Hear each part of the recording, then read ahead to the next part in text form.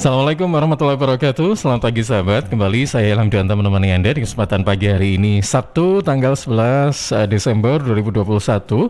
Dan seperti yang sudah saya informasikan tadi, bahwa interval dari jam 9 sampai 10 kita seperti biasanya masuk di program Talkshow, yaitu Dialog Sahabat Kita bersama dengan sahabat-sahabat dari IKUA atau Ikatan Alumni Universitas Airlangga Cabang Sidoarjo. Nah, kali ini saya senang sekali karena ini merupakan pertemuan saya yang kedua dengan Ibu Dr. Belian Ani Helina MPSI atau Magister Psikologi ya Bu ya ini ya. Betul. Betul ya.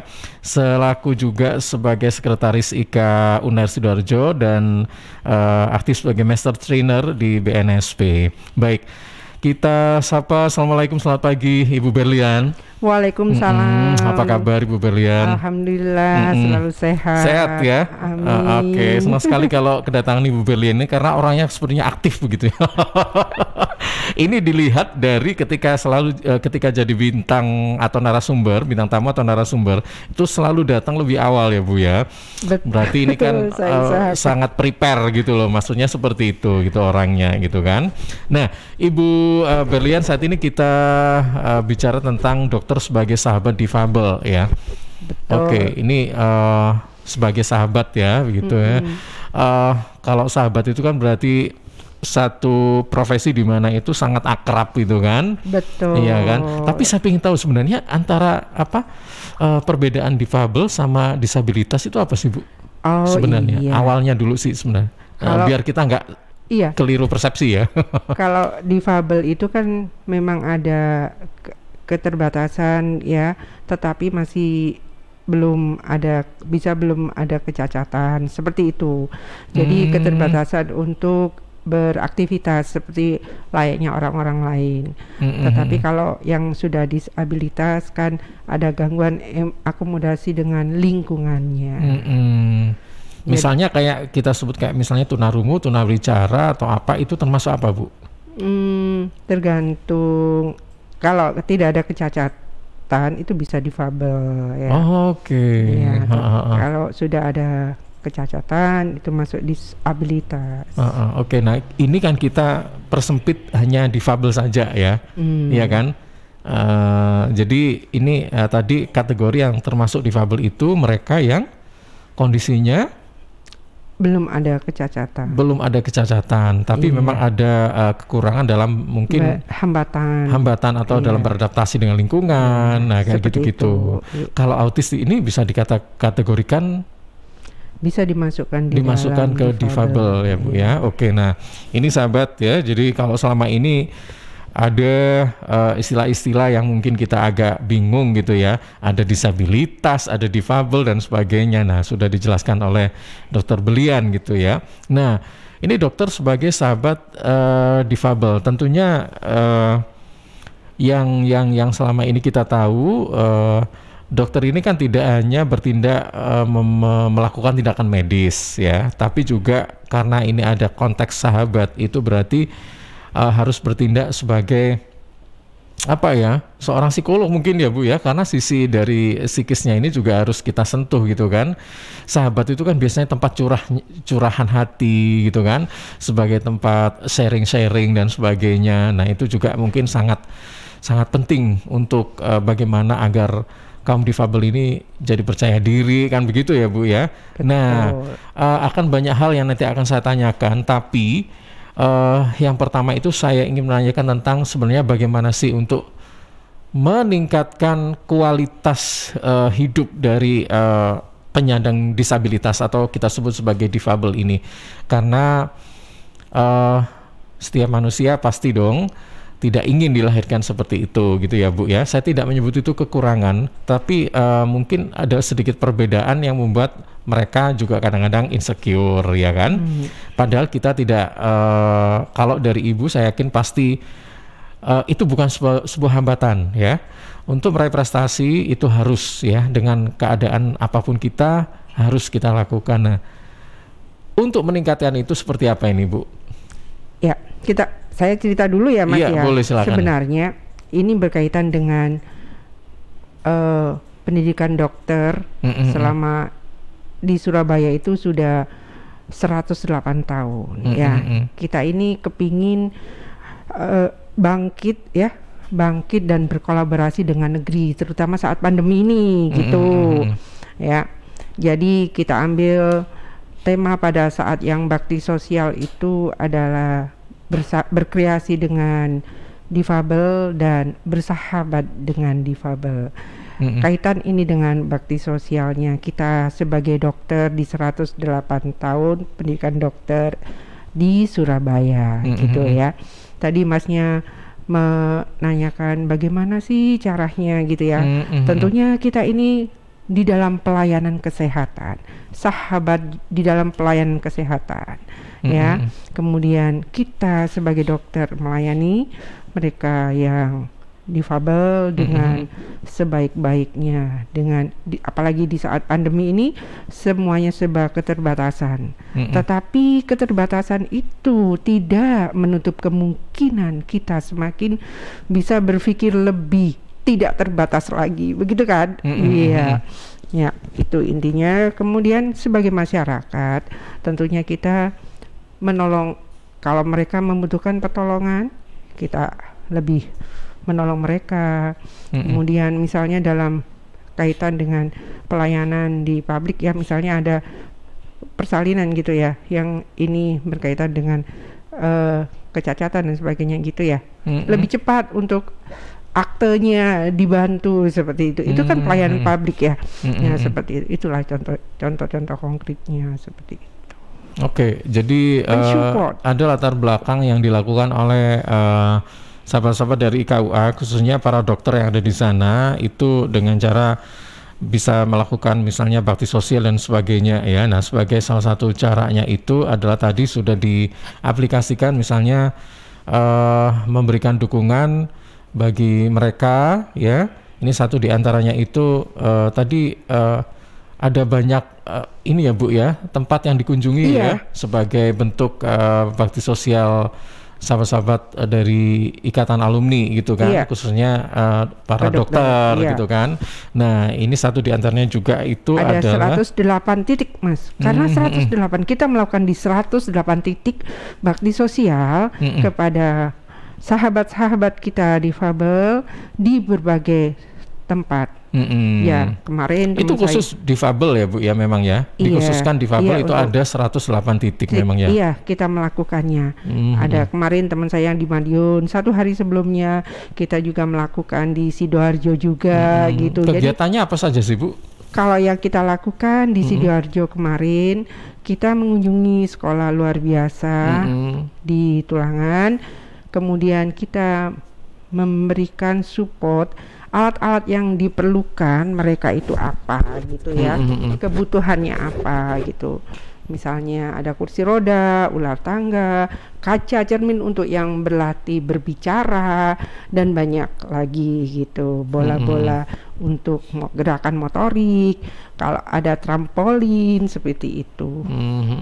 Oke, nah ini berkaitan dengan pertanyaan pertama tadi, ini sangat penting sekali Bu, mungkin bisa dijabarkan bagaimana sih Bu, khususnya sebagai dokter kan pasti harus tahu dong, memahami perasaan orang gitu kan dan sebagainya, apalagi seorang psikolog yang saat ini mengetahui betul ya bagaimana meningkatkan kepercayaan diri bagi seorang difabel itu seperti apa gitu. Nah, menurut dokter Berlian, apa Bu yang harus dilakukan dalam hal ini dokter ya, untuk memberikan pengertian bagi mereka agar bisa percaya diri sehingga kualitas hidupnya itu juga meningkat, tidak merasa sendiri gitu dalam masyarakat. Nah, gimana Bu? Ya, memberikan kasih sayang ya yang sama, tidak melakukan perbedaan gitu, karena mereka mempunyai hak yang sama dengan yang lainnya yang tidak difabel. Jadi kita memberikan pelayanan kesehatan tidak kita bedakan, memberikan pendidikan sesuai dengan, sekarang ini ada sekolah-sekolah inklusi namanya ya, buat yang mereka difabel itu bisa sekolah di sekolah umum negeri gitu ya, itu tetap reguler sama bersamaan dengan yang lainnya, tidak dibedakan. Jadi seperti itu. Nah, kita sebagai dokter juga gitu, tidak membedakan pelayanan, kemudian memberikan perhatian, kasih sayang dan motivasi tentunya, bahwa setiap manusia itu mempunyai kelebihan dan kekurangan dan mempunyai talenta, dan mereka ini banyak yang sudah sampai mendunia ya dengan talentanya. Kalau kita support benar-benar, kita berikan motivasi juga kepada mereka. Baik, motivasi dalam bentuk apa sih Bu yang biasanya dilakukan oleh para dokter untuk mereka ini? Pada saat sekarang ini, pada saat kita melakukan misalnya teknik berbicara ya, dengan sabar, dengan ini kita selalu melatih mereka untuk bisa berbicara seperti itu ya. Kemudian kalau misalnya mereka mulai ini bosan dan sebagainya, kita tetap berikan support atau motivasi. Kalau di dalam bakti sosial kita kali ini memberikan apa sih yang diperlukan dari anak-anak itu. Di sekolah kita bisa tanya apa yang dibutuhkan gitu. Nggak ada cermin, kita belikan cermin. Itu adalah memfasilitasi mereka. Itu adalah sebagai support kita. Salah satunya sedangkan secara ini kita tetap memberikan pelayanan kesehatan yang terbaik untuk mereka. Ibu Dokter Belian pernah langsung misalnya terjun begitu, pernah ya? Nah, bisa dong Bu cerita pengalaman kayak apa, mungkin kendala-kendalanya ya kan? Karena kan mungkin ini difabel itu kan antar satu dengan yang lain beda-beda ya kan? Pasti beda-beda dong. Terus penanganannya ya kan juga beda-beda. Nah, mungkin ada yang aduh ini agak susah ya, nah gitu mungkin kendala-kendalanya selama ini apa saja sih? Kalau baksos di luar daerah saya juga sering melakukan, ya sebagai dokter gitu ya, kebutuhan dia misalnya sakit apa, sebagai dokter saya melakukan itu di daerah-daerah. Suka dukanya Bu mungkin suka selama dukanya. ini? Kalau suka sih senang sekali, saya suka bisa membantu orang ya, bisa membantu, bermanfaat gitu ya. Dukanya kayaknya nggak ada deh. Nggak ada. Suka, iya. Paling duka itu perjalanannya jauh gitu, enggak, tapi senang karena saya senang ya. Saya senang sekali. Oke. Selama dekat, ini tidak ada kendala apapun, hanya jarak saja ya Bu ya. Iya, jauh. Selama berkomunikasi dengan para difabel ini nggak kan ada kendala. Keluarganya. Biasanya didampingi kalau kita kegiatan sosial. Kalau di sekolah biasanya ada guru. Gitu. Oke, biasanya itu yang dilakukan kegiatan apa saja sih Bu? Apakah memang hanya memberikan bantuan atau memberikan sekolah singkat misalnya atau apa? Yang dilakukan apa sih? Kalau biasanya? Saya sebagai dokter, kita pemeriksaan kesehatan mereka. Kadang mereka ada keluhan. Misalnya gitu itu, aja. Iya, itu yang saya lakukan di daerah-daerah. Kemudian kalau kita menemukan kasus yang misalnya ini perlu dirujuk, kita lakukan rujukan jadi seperti itu. Oke, baik. Nah, tapi selama Ibu Dokter Berlian ini bertugas, tidak ditemukan mereka yang mungkin karena penyakit orang kan beda-beda ya. Misalnya ditemukan, ini sudah gawat ini atau apa, itu belum pernah ya Bu ya? Mungkin selama pemeriksaan kesehatan ya mungkin penyakit-penyakit ringan aja ya, yang biasanya diderita oleh para difabel itu selama ini? Iya, misalnya ada yang CP itu ya, itu termasuk dia disabilitas CP lah, itu penuh kontrol rutin seperti itu. Cerebral palsy itu Mas namanya, yang ada gangguan di otaknya gitu ya, kelemahan di otaknya, itu perlu dikontrolkan. Kita edukasi kepada keluarganya seperti itu. Bu Dokter, selama ini ada dokter spesialis nggak atau khusus begitu untuk menangani mereka ini? Karena kan pasti beda-beda dong, atau sama aja sih? Ya, dokternya khusus spesialis anak-anak, ada saraf, ada THT. Kalau misalnya tunawicara ya kita konsulkan. Kalau saya kan cuma dokter umum Mas.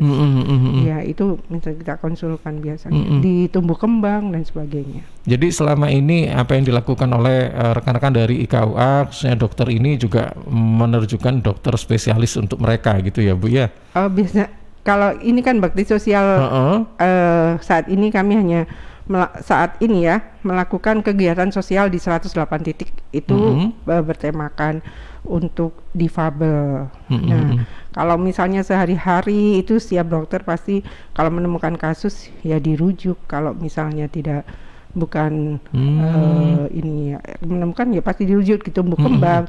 Nanti dokter spesialisnya yang akan handle. Oke. Bu dokter, saya ingin juga nih dapat masukan dari Ibu, sebenarnya cara merawat kemudian mendampingi kaum difabel itu seperti apa sih Bu? Kadang-kadang orang tua pun edukasinya juga masih kurang ya. Nah, ini apa Bu yang harus kita perhatikan nih? Iya. Kita harus penuh dengan ini ya, kasih sayang kepada mereka, terus kemudian mengajak komunikasi, jangan dilakukan kayak diskriminasi kayak gitu ya kepada mereka. Terus kemudian kalau dia misalnya menginginkan sesuatu, kita respon mereka gitu. Direspon, dirawat secara kebutuhan dasarnya apa, itu dirawat. Kalau memang dia mulai bisa belajar mandiri, diajarin latihan-latihan, misalnya gerakan motorik, itu kan juga perlu dilatih gitu ya, seperti itu. Jadi diajari kemandirian semampunya. Baik, Bu, untuk merawat, mendampingi difabel itu tentunya kan pasti ada treatment atau maintenance yang maksudnya treatment yang beda. Dalam arti beda itu dilihat dari usianya.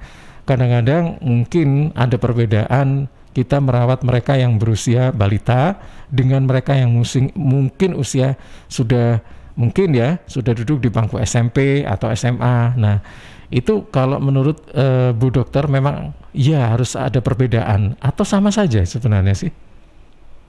Ini di bidang pendidikan atau kesehatannya, Mas? Boleh, pendidikan maupun kesehatan. Kalau pendidikan kita serahkan ke bagian pendidikan ya, ada sendiri, bukan kompetensi saya. Tapi kalau di kesehatan ya kita secara kesehatan sesuai dengan jenis ringan beratnya juga. Penyakitnya ya Bu ya? Iya.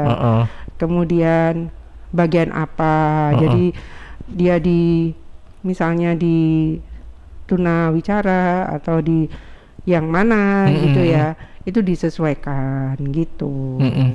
Tapi jadi, kalau disesuaikan kondisi masing-masing. Oke. Tapi saya yakin pasti ini ada perbedaan ya, karena memang saya ingin tahu juga, saya tidak terlalu banyak wawasan tentang difabel karena memang selama ini yang saya tahu itu apakah memang semakin tumbuh kembang difabel, mulai misalnya nih Bu dari usia balita, kemudian sekolahnya kan TK ya kan, kemudian SD, SMP. Nah, apakah memang selama tumbuh kembang itu mereka lama-lama akan semakin membaik, misalnya seperti itu, atau bagaimana untuk pola pikir dan sebagainya, itu sebenarnya gimana sih Bu? Jadi gini Pak, Mas, diikuti perkembangannya, ya tetap kita nggak bisa ngerawat sendiri ya, mesti dikonsulkan. Kalau di kesehatannya ke dokter, pendidikannya di sekolah khusus, di rumah kita untuk orang tuanya ya ini ya, yaitu mendampingi selama perkembangan, kemudian memang harus bersamaan ya, bersinergi itu untuk perawatan seperti itu. Kemudian nanti dari sekolah ini kan akan dilanjutkan ke sebagai sekolah selanjutnya yang mana gitu ya. Itu kemarin yang saya temui, kalau kadang kita nggak ngelihat nih kalau mereka ini difabel apa tidak. Pada saat perkenalan itu kita baru tahu. Pada saat dia ngomong, oh ternyata di bagian ini gitu, nggak kelihatan. Oke. Nah, kalau dilihat dari jenjang pendidikan mereka yang sekolah, sebenarnya kalau menurut Bu Dokter, memang mereka ini kan berhak mendapat pendidikan seperti seperti kita semuanya ya Bu ya. Mereka kalau misalnya ingin kuliah, memang ada difasilitasi maksudnya oleh negara gitu ya Bu ya. Iya, ada yang keterima di perguruan tinggi negeri banyak. Nah ini mungkin bisa sedikit cerita kemarin Bu waktu saya di bakti sosial di sana itu diceritain bahwa menghasilkan banyak yang diterima di perguruan tinggi dan ada yang cum laude juga gitu. Tapi pada saat masuk itu perlu pendampingan untuk dia presentasi gitu.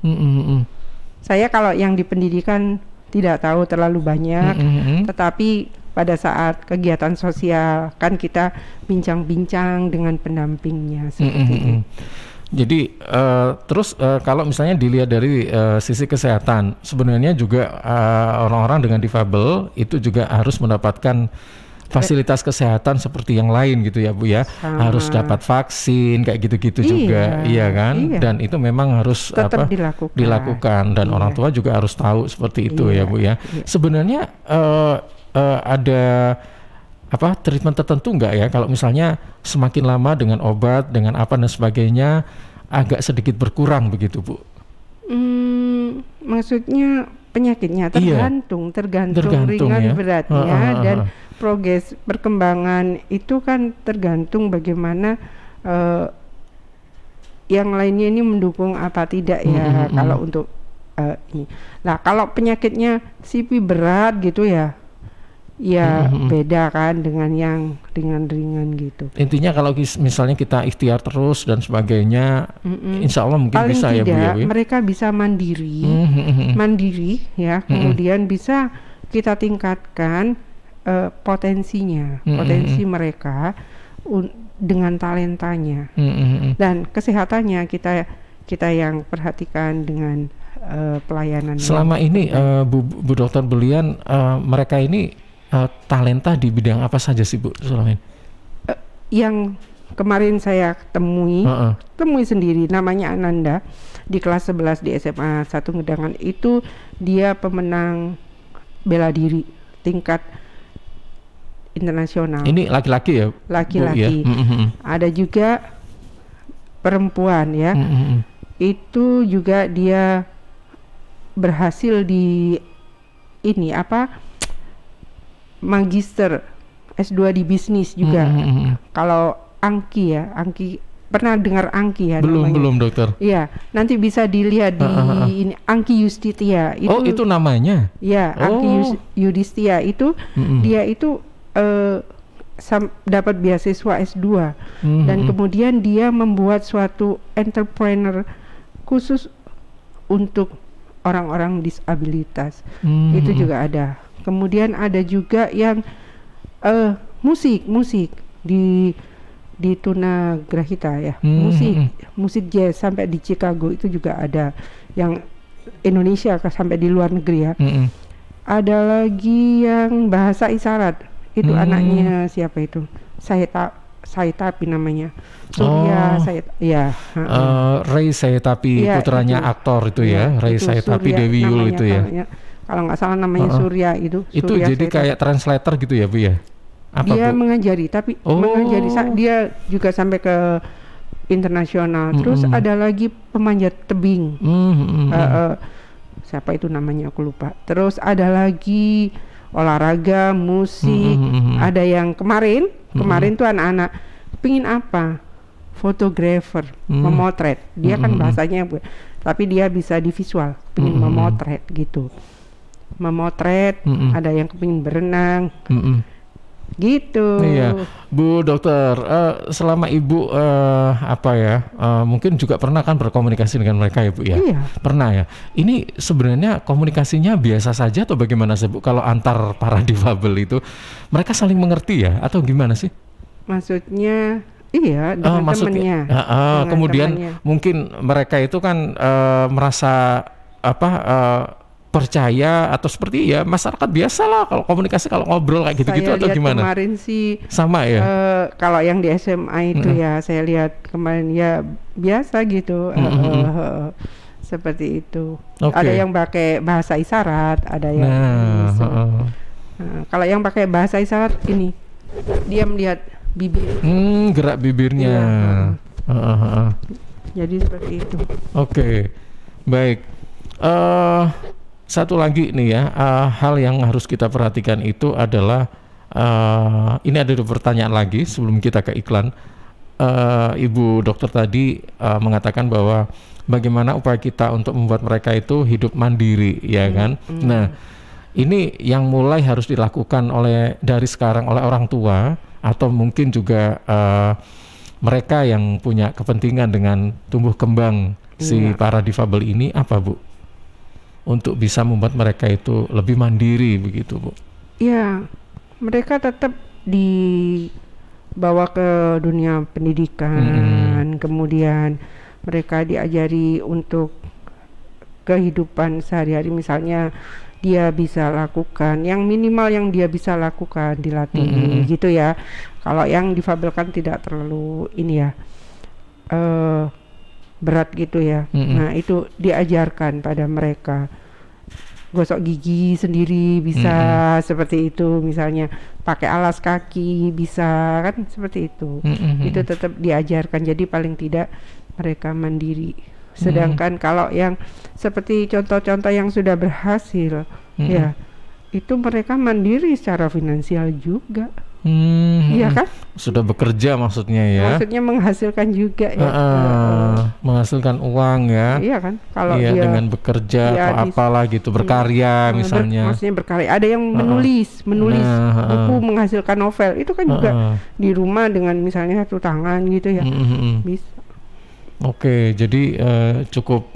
Nah, ini orang tua, Bu, motivasi apa atau support dalam bentuk apa yang harus kita berikan pada orang tua? Kadang-kadang begini, orang tua itu juga siapa tahu ya, mungkin lagi stres atau lagi apa. Kadang-kadang itu agak merasa, aduh, mungkin bosan, mungkin capek dan sebagainya. Siapa tahu ya, Bu ya, seperti itu. Mungkin ini hanya satu atau dua lah kasus kita temui semacam ini, karena justru biasanya kalau kita punya putra atau anak yang mengalami hal demikian itu rasa sayangnya lebih tinggi gitu kan. Betul. Nah ini apa, Bu, dorongan support seperti apa yang harus kita berikan pada orang tua yang mungkin dalam satu titik tertentu merasa lelah, merasa capek gitu dan sebagainya gini. Iya, kita beri motivasi bahwa apa yang sudah diberikan ini amanah ya. Kemudian memiliki kelebihan pastinya.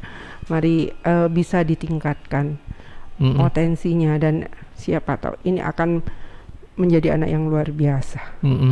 Iya. Oke, seperti itu ya.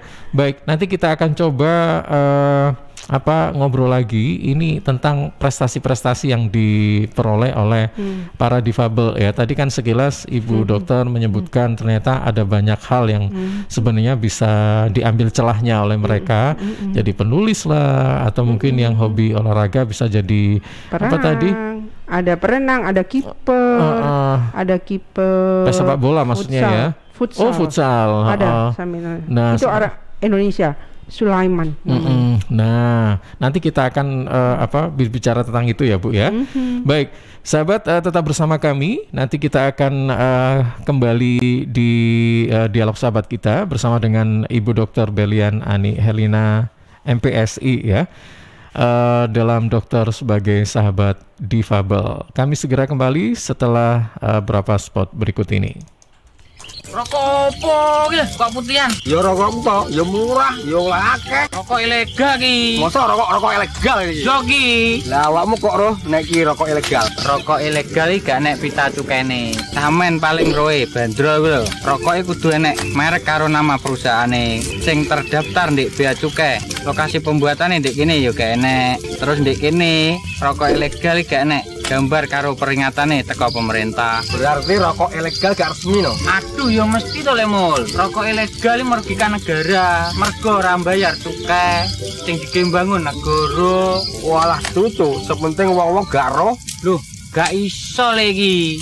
Makane to Le, tuku sing pasti-pasti ae. Aja ngawur. Laporkan peredaran rokok ilegal ke kantor Bea Cukai terdekat atau hubungi nomor 1.500 225 1.500 225. Iklan layanan masyarakat ini dipersembahkan Bea Cukai Sidoarjo. Ayo, ngewangi Bea Cukai, berantas rokok ilegal. Bea Cukai Sidoarjo, fokus mengawasi, tulus melayani. Ya sahabat, Suara Sidoarjo, nanti jangan lupa ya, jam 10 sampai 11 Anda bisa ikuti dan simak talkshow bersama dengan sahabat-sahabat dari Luminor Hotel Sidoarjo. Sekali lagi nanti jam 10 sampai 11 siang dengan tema kejutan spesial di Luminor Hotel Sidoarjo jelang akhir tahun. Siap-siap ya.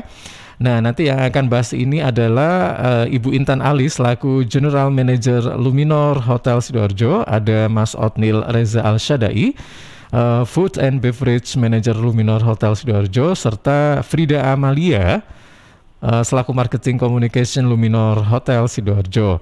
Anda bisa menyimak talkshow ini secara live streaming di YouTube, yaitu di LPPL Suara Sidoarjo Live, atau bisa juga melalui radio streaming di www.suarasidoarjo.id, Instagram Suara_Sidoarjo, Lensor Android Suara Sidoarjo. Bisa juga melalui Free Suara Radio Indonesia RRI Play dan juga Twitch Suara Sidoarjo, Facebook LPPL Suara Sidoarjo, dan Twitter @susi_live dan Suara Sidoarjo. Interaktif di 0318961514 atau WA 0811309109. Mungkin ada beberapa pertanyaan ya nanti akan diajukan atau tanggapan, silakan. Kalau biasanya ngobrol dengan rekan-rekan atau sahabat-sahabat dari hotel itu biasanya ada free voucher ya. Mudah-mudahan ada ya. Baik, sahabat, talkshow ini dipersembahkan Luminor Hotel Sidoarjo. Arek-arek iku rame lapo sih? Mulakno, nek dikandani wong tuwek dirungokno, nek durung siap duwe anak, gak usah rabi. Anake loro, pilek, watuk, ono seseke. Lho, bahaya iku. Ngomong dorong, budal nang bidan. Hati-hati dan waspada ya. Demam, batuk, dan susah nafas bisa jadi itu tanda-tanda pneumonia atau infeksi paru-paru. Penyebabnya bisa virus, bakteri, atau jamur. Mudah menular lewat droplet saat batuk atau bersin. Tapi ini bisa dicegah dengan pemberian imunisasi PCV pada bayi dan anak. Imunisasi PCV selain mencegah pneumonia juga bisa mencegah radang selaput otak atau meningitis dan radang telinga tengah atau otitis media. Imunisasi PCV diberikan pertama pada bayi usia 2 bulan, dilanjutkan pada usia 3 bulan, dan dosis ketiga saat anak usia 12 bulan. Imunisasi PCV bisa didapat di posyandu, bidan, puskesmas, rumah sakit, klinik kesehatan, praktek dokter mandiri, dan layanan kesehatan lain yang menyediakan imunisasi. Lapo guyu-guyu dewe? Putune wis sehat, Cak. Wis diimunisasi PCV pisan. Seneng aku. Gak pengen ngeramut bayi maneh ta? Ayo tak gaweno. Iklan layanan masyarakat ini persembahan Dinas Kesehatan Kabupaten Sidoarjo. Ya, sahabat, seiring bertambahnya usia, tubuh mulai bersifat asam atau asid, sehingga mudah terserang penyakit. Segera perbaiki pola makan dan perbanyak asupan alkaline, seperti sayur, buah, dan Cheers Alkaline Power. Cheers Alkaline, air minum kesehatan dengan pH tinggi 8,5, yang setara dengan sayur dan buah, serta punya 6 manfaat, yakni meningkatkan metabolisme dan daya tahan tubuh terhadap virus, menjadi antioksidan alami pencegah kanker, menjaga kekuatan tulang dan gigi, membantu penyerapan mineral lebih efektif, membantu hati dan ginjal, membuang racun dari tubuh, serta mencegah sakit mah. Info lengkap Cheers hubungi Sutrisno 0821 4225 6646 0821 4225 6646. Cheers, healthy drinking water. CHEERS, Cheers, CHEERS, Cheers, CHEERS, Cheers, air minum yang terbaik, hey, Cheers in the house. Cheers, air ber-pH tinggi. Cheers dapat membantu netralkan pH tubuh. Cheers mengandung antioksidan alami. Cheers, air minum terbaik untuk keluarga. Air minum sehat keluarga. Cuma Cheers, air minum dengan pH tinggi. Cuma Cheers, cara pesannya mudah, petugasnya ramah. Gratis ongkos kirim, hey, Cheers in the house. Untuk pemesanan via WhatsApp di nomor 087777243377. Gratis ongkos kirim. Cheers in the house. Untuk wilayah Sidoarjo dan sekitarnya bisa menghubungi Depo Candi di 0821 4225 6646 0821 4225 6646. Ya, sahabat, kali ini ada dua informasi panggilan sidang dari Pengadilan Agama Kabupaten Sidoarjo. Yang pertama atas nama Panidi bin Jumain. Dulu tinggal di Dusun Kedondong, RT 8 RW 2, Desa Kedondong, Kecamatan Tulangan, Kabupaten Sidoarjo. Tapi sekarang tidak diketahui dengan jelas tempat tinggalnya. Untuk saudara Panidi bin Jumain dimohon hadir di persidangan Pengadilan Agama Sidoarjo, Jalan Hasanuddin nomor 90, pada hari Senin 13 Desember 2021 jam 8 pagi. Kemudian panggilan sidang berikutnya atas nama Suseno bin Lamidi. Dulu tinggal di Dusun Pilang Bangu, RT 9 RW 3, Desa Kemangsen, Kecamatan Balung Bendo, Kabupaten Sidoarjo. Tapi sekarang tidak diketahui dengan jelas tempat tinggalnya. Untuk saudara Suseno bin Lamidi dimohon hadir di persidangan Pengadilan Agama Sidoarjo, Jalan Hasanuddin nomor 90 pada hari Senin 13 Desember 2021 jam 8 pagi. Panggilan sidang ini dari Pengadilan Agama Kabupaten Sidoarjo. Suara Sidoarjo, lembaga penyiaran publik lokal pemerintah Kabupaten Sidoarjo. Ya, sahabat, terima kasih Anda masih bersama kami di kesempatan pagi hari ini, masih dalam talkshow dialog sahabat kita, ya, dokter sebagai sahabat difabel bersama dengan Ibu Dr. Belian Ani Herlina. Dan Ibu Dokter, kita masih bersama sahabat-sahabat ya di kesempatan pagi hari ini. Nah, Ibu, senang sekali kalau misalnya kita itu mendengar atau melihat tumbuh kembang para difabel dan kemudian mereka bisa hidup mandiri, bisa berprestasi, itu senang sekali gitu ya Bu. Kadang-kadang kita merasa haru kan, ya merasa haru, kadang sampai menangis dan sebagainya gitu ya Bu. Tapi bagaimana Bu jika misalnya kita punya misalnya putra-putri difabel yang mungkin agak susah berprestasi gitu Bu. Gimana ini Bu meyakinkan orang tua, apa memang anak ini harus disuruh berprestasi atau gimana, kan enggak juga toh ya, karena itu titipan Tuhan juga kan gitu loh Bu. Gimana ini Bu? Minimal bisa melakukan kehidupannya dia sendiri, maksudnya kemandiriannya bisa melakukan sendiri, itu sudah luar biasa. Sudah nilai yang bagus gitu ya Bu ya. Iya, tidak tergantung seperti itu. Sedangkan kalau yang tidak terlalu berat gitu ya, yang tunagrahita aja, kemarin saya di sekolah SLB itu, dia bisa membaca Al-Quran dan sari tilawahnya dengan ini huruf fasih ya maksudnya. Iya, aktif, fasih sekali. Di SLB, di Aisyah Tulangan, itu yang membaca Al-Quran adalah anak tunagrahita dan sari tilawah. Nah, itu juga kan bisa dioptimalkan.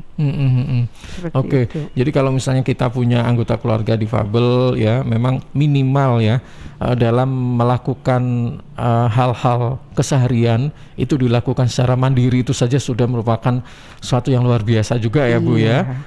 Karena memang kadang-kadang kalau kita punya anak difabel itu ya kadang-kadang tidak bisa mandiri. Ada juga ya kan Bu ya, kan semacam itu. Jadi perlu bantuan orang tua gitu kan. Ada seperti itu. Baik, memang kita harus kayaknya ekstra gitu ya Bu ya. Ekstra perhatian gitu ya. Semuanya. Ekstra apa? Mungkin ekstra uangnya juga ya kan. Kayak gitu ya. Nah, ini terkait dengan prestasi gitu ya. Jadi sahabat Suara Sidoarjo ya, jangan berkecil hati kalau misalnya memang punya putra-putri yang mengalami difabel ya, kemudian masih ya mungkin dalam hidupnya kita masih belum mengetahui prestasi apa ya putra-putri kita ya. Tentunya yang poin yang harus kita capai itu adalah bagaimana si penderita atau para difabel ini melakukan segala kegiatannya atau dalam hidup kesehariannya itu mandiri saja, itu sudah cukup ya Bu ya. Sudah Pak. Iya betul ya Bu ya. Sudah cukup kan seperti itu. Dibandingkan dengan yang lain kan tergantung kan ya. Kalau dia berat gitu ya, kalau dia bisa ini sendiri kan sudah lumayan bagus. Iya. Apalagi kalau misalnya berprestasi itu sebuah bonus yang luar biasa begitu ya. Semuanya bisa mencapai itu sebenarnya. Oke, baik Ibu Dr. Berliana, ini ada beberapa pertanyaan yang nanti bisa langsung dijawab ya Bu ya. Iya. Sebentar. Dari Instagram @danwarta55. Bagaimana Bu cara mendidik inklusi yang benar kepada anak difabel? Mungkin ada sedikit wawasan begitu Bu, monggo silakan. Ini disampaikan pada mereka yang mungkin punya anggota keluarga yang difabel. Cara mendidik yang benar itu yang seperti apa sih Bu gitu? Ini tadi sempat kita singgung juga kan. Monggo diulangi lagi nggak apa-apa. Jadi kalau yang mereka tetap dilakukan ke pendidikan yang diperlukan mereka ya. Di sana kan ada pendamping-pendamping yang sudah terlatih dan sudah kompeten lah untuk mendidik anak-anak tersebut. Kemudian untuk kesehatannya misalnya itu juga ke ahlinya, ada rehabilitasi, ada tumbuh kembang dan sebagainya. Nanti itu semua memang kita perlu kesabaran gitu ya. Jadi pendidikan di sekolah inklusi juga ada, dan banyak yang sampai masuk ke perguruan tinggi negeri. Jadi tetap optimis gitu. Jadi orang tua ini sebaiknya tetap optimis bahwa apa yang sudah diberikan Tuhan kepada kita ini adalah anugerah ya gitu ya, anugerah di mana kita pada saat mendampingi sesuaikan aja kalau memang dia waktunya masuk di sekolah yang mana SLB atau sekolah SMP, SMA inklusif itu nggak masalah gitu. Itu aja. Kalau yang di rumah misalnya pada saat di rumah ya ikuti perkembangannya. Memang ya, ikuti perkembangannya, tetap diajak komunikasi dengan bahasanya. Kalau misalnya dia ini perlu perhatian, ya direspon. Diajari dengan kasih sayang, penuh kasih sayang. Itu kepada mereka. Oke, pokoknya harus sabar, telaten gitu ya. Kuncinya kuncinya sabar dan telaten lah. Iya, karena memang butuh penanganan khusus kan. Kemudian dari pertanyaan berikutnya dari Sinta yang ada di Gemurung, Bu, faktor apa saja sih yang membuat pendidik dan pakar optimis dalam pembelajaran inklusi?